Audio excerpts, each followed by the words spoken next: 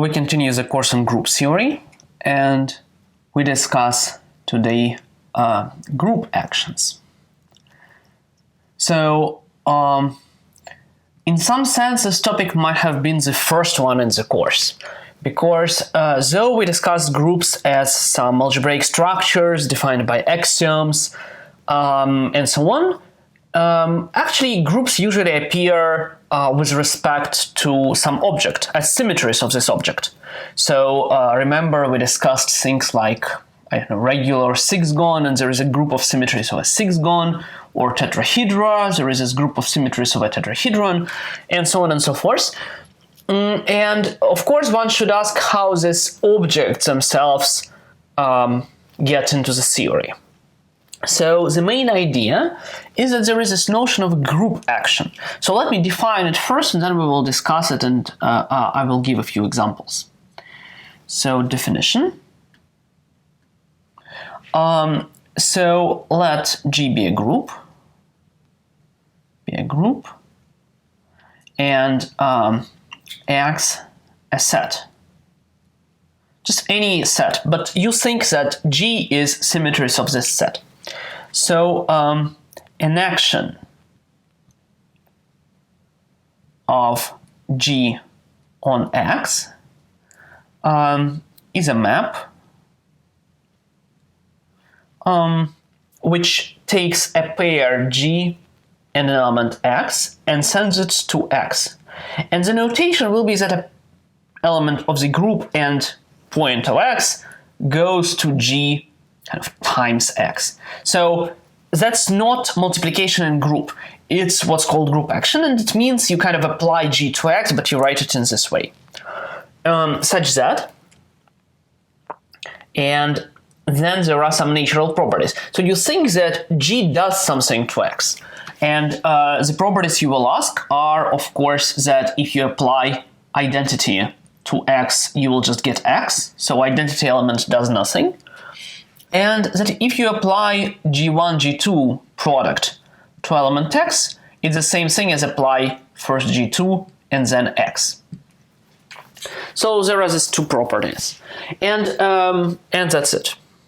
So let me try to explain how that works. So the first observation is that for any particular G, so for any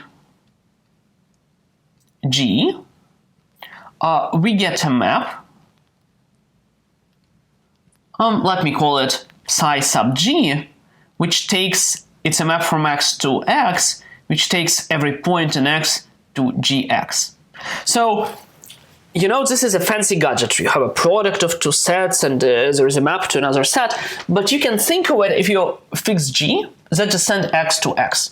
So for any X, G, you get this map, psi G, and this map has properties, and these two properties are that if you take psi corresponding to the identity, you get identity, and if you take psi corresponding to G1, G2, that's the map which takes first G2 then G1, and that's the same as you first do psi G1, then you do psi G2. And of course from here you can get that psi G inverse is equal to psi of G inverse. So in particular, this psi G is a bijection. So what you get is for every element G, you get a bijection of the set, kind of a permutation. And then if you do one element of G and then the second element of G, then you just combine these permutations. So let's look at a few examples. So examples, let's start with something very intuitive. So for instance, you can take S3. And S3 acts on the set 1 to 3. How does it act? Every element, sigma in S3, if you take S3 times the set 1 to 3, you get this map to 1 to 3, which sends sigma I to sigma of I. This psi sigma will be just permutation. So nothing happens here, nothing very interesting, if you wish. So very simple. And of course, generally, Sn acts on the set from 1 to n. Okay, that seems to be something very straightforward, and you might think that all group actions are that straightforward, but actually you can do something funny already here. For instance, you can say, okay, so also S3 acts on pairs. So let's just take the set of pairs in 1 to 3, which will be a set with pair 1, 2, pair 1, 3, pair 2, 3, pair 3, 1, pair 3, 2, pair 2, 1. And this is a set with 6 elements. And then you can take permutation, and sigma of a pair ij will be just sigma of I, sigma of j. So you see, though you are used to the fact that S3 acts on 3 elements, it simultaneously acts on 6 elements. It permutes pairs. And from this example, you can see that actually you can do anything. You can take, for instance, a group of symmetries of a 6-gon, and you can act on, I don't know, diagonals of 6-gon, or triples of vertices of 6-gon, or sides of a 6-gon, whatever you want. So basically, every time you have group doing something, you can immediately start to looking at what it does to some more complicated structures related to it. And we will see tons of examples of it. Okay, so let's look at some more examples, and I want to maybe formulate an interesting, very simple proposition which kind of helps to relate group actions to what we already know. Okay, so yeah, a little observation, or maybe let me say lemma. So consider a group G and a set with n elements, and set X is a set just with n elements which I will label x1, xn. Okay, and then there exists a bijection between two things. So on one hand you have actions of G on X, you know, ways of G acts on X, and on the other hand you have homomorphisms from G to Sn. And you know, this is interesting for the following reason. So though actions is in using, homomorphisms is an old thing, you might feel that homomorphism is something complicated, and actions feel very natural. But actually that's basically the same thing. So homomorphism to the permutation group is the same thing as acting on these sets. And so we will use it to construct homomorphisms in a very nice way. So proof is one line. So this is just because, I mean, if you have an action, so given an action,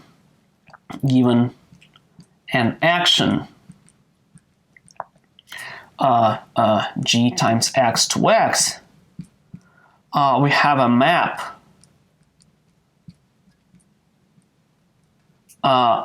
from G to Sn, which sends every element G to this psi G. Remember, we had this psi G, which was a bijection. This was a map from X to X, which sends, okay, Xi to Gxi.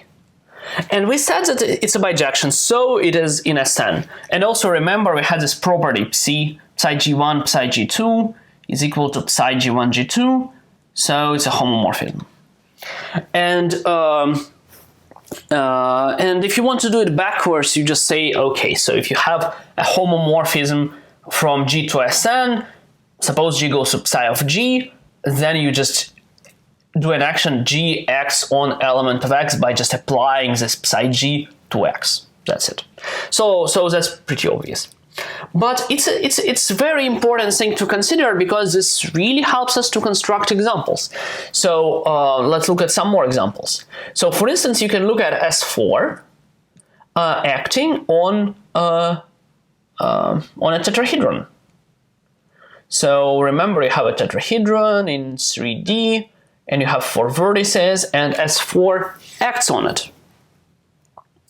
So S4 acts on the set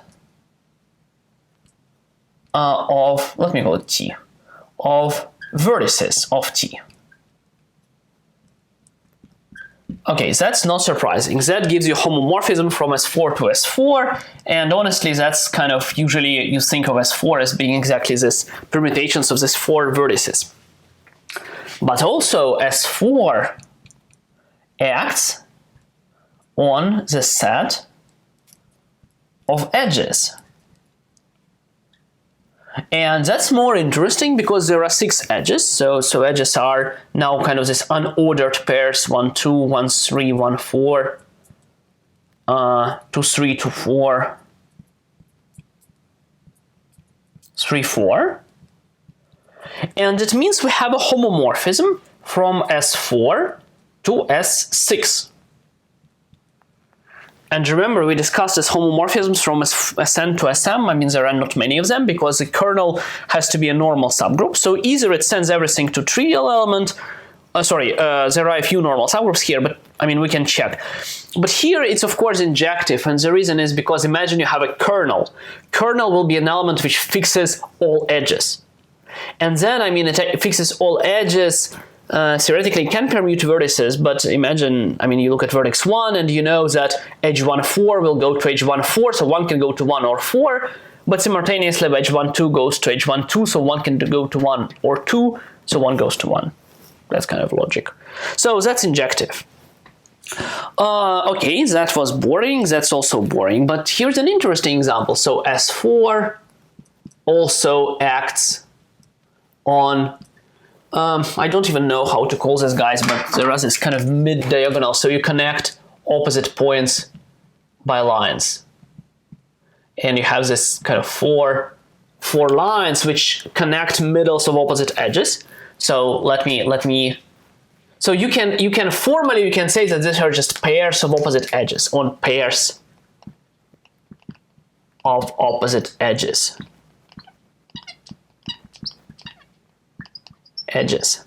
And that's more interesting because it means that we have a homomorphism from S4 to S3.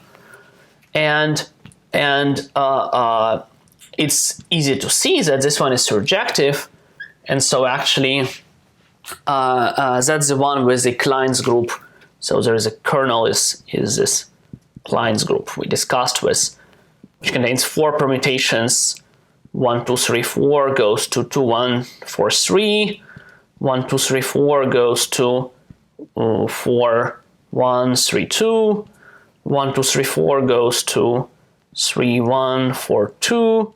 And 1, 2, 3, 4 goes, guess where? To 1, 2, 3, 4. So that's interesting, and from this perspective you see that, okay, suppose I start with a really fancy polytope like a dodecahedron, and I look at the group of permutations of something, and then I will start to look at pairs of opposite faces or some interesting substructures there. I will get tons of interesting homomorphisms somewhere, and that's actually what happens. So because of this kind of geometric perspective via actions, it helps a lot to understand homomorphisms. And this is a way to construct homomorphisms in many ways. Okay, let me now look at a few more geometric examples, which you might feel are a little bit linear algebraic, but we will make them geometric very soon. Next example, or maybe a series of examples, are going from linear algebra. And I mean, I know that most of you consider linear algebra as this highly algebraic subject with all these linear dependencies and stuff, but the more you look backwards, the more you'll see how much geometry is there and how much interesting structures were hidden there, so you start to like it. And let me kind of look at linear algebra from this perspective. So let's suppose I have V, a vector space, over F.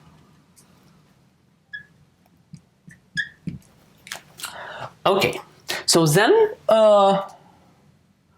so GL of V, which you can also call GLN of F, but kind of to identify that, you need to pick a basis. So this is after picking a basis.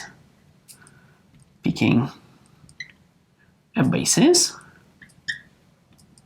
This is a group of, this automorphisms of V, linear maps from V to itself, which are automorphisms, or in this way you can say, of course, these are just invertible n by n matrices.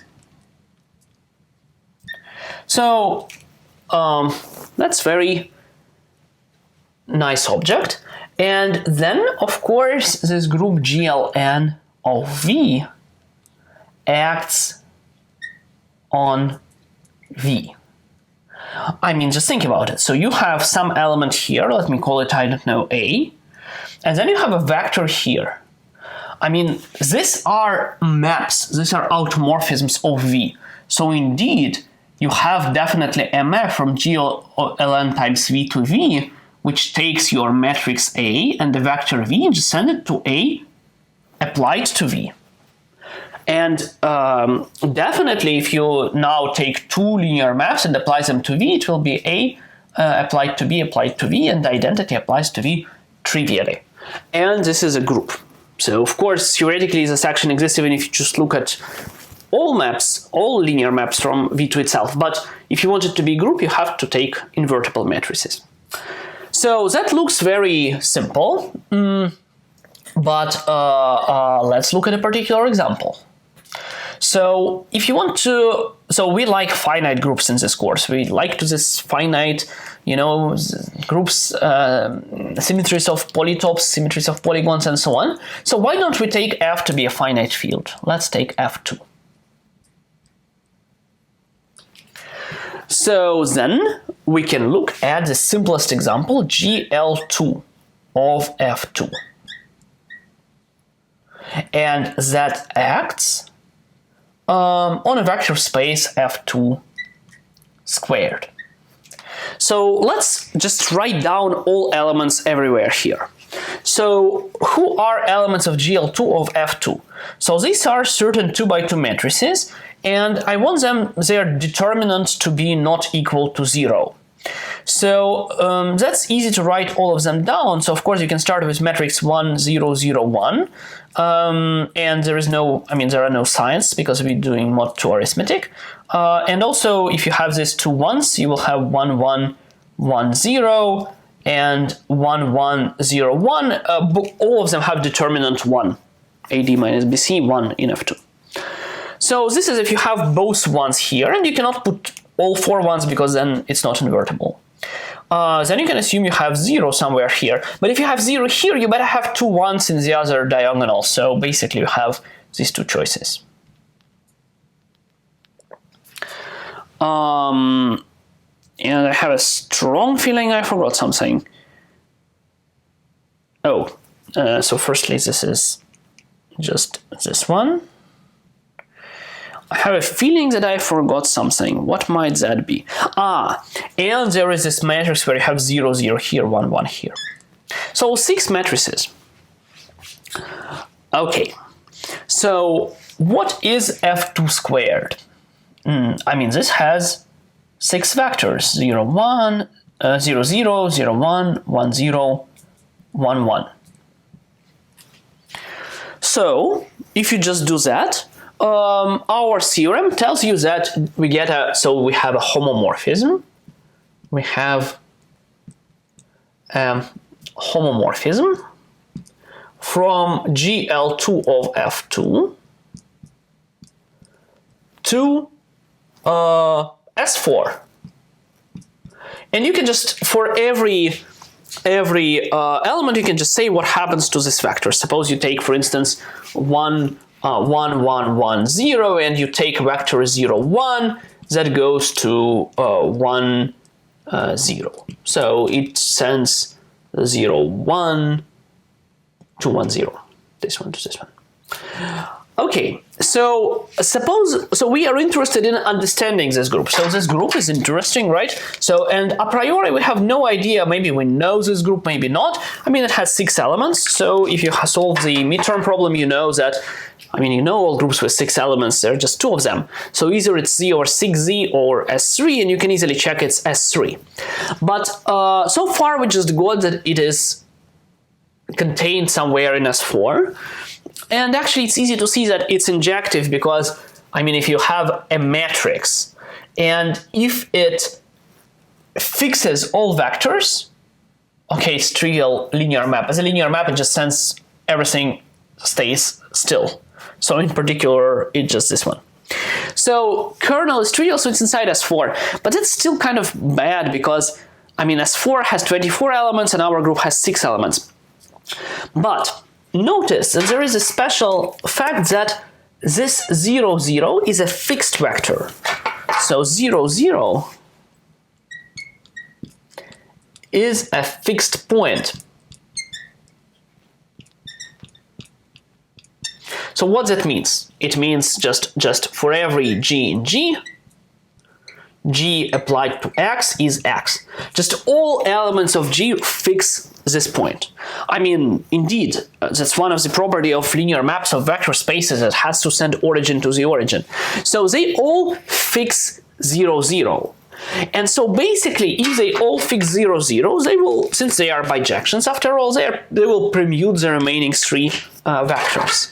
So GL2 of F2 acts on 3 points. And the 3 points are just, you take V minus the origin. So actually this thing acts on the 3 vectors like this one, and so we have a homomorphism from GL2 of F2 to S3. And you can actually write a permutation. So if you take, for instance, this one, it will fix all 3 elements. If you take this one, it will exchange this 2, and this will stay fixed. And this is a transposition and so on, and you just get that this is an isomorphism. I mean, that's really easy to see. And again, you can just apply the argument that, I mean, it is injective because if a matrix fixes all 3 vectors, it's in the kernel, then it fixes also zeros, and it fixes everything. That is trivial transformation. And so it's injective, but also they both have 6 elements. It's better to be injective as well. That's finite sets. You don't need to check both. So that's an interesting example. And in the next, one of the next lectures, I want to generalize this idea and talk about how GLN acts not just on points of a vector space vectors, but on planes, on lines, and so on and so forth. And this is where we come to a very interesting kind of topic, which is in general called projective geometry. But this will be a little bit later. So before that, what I want to do next, so in the next lecture, I want to discuss some more gadgets related to action. Stabilizer and orbit, things like that.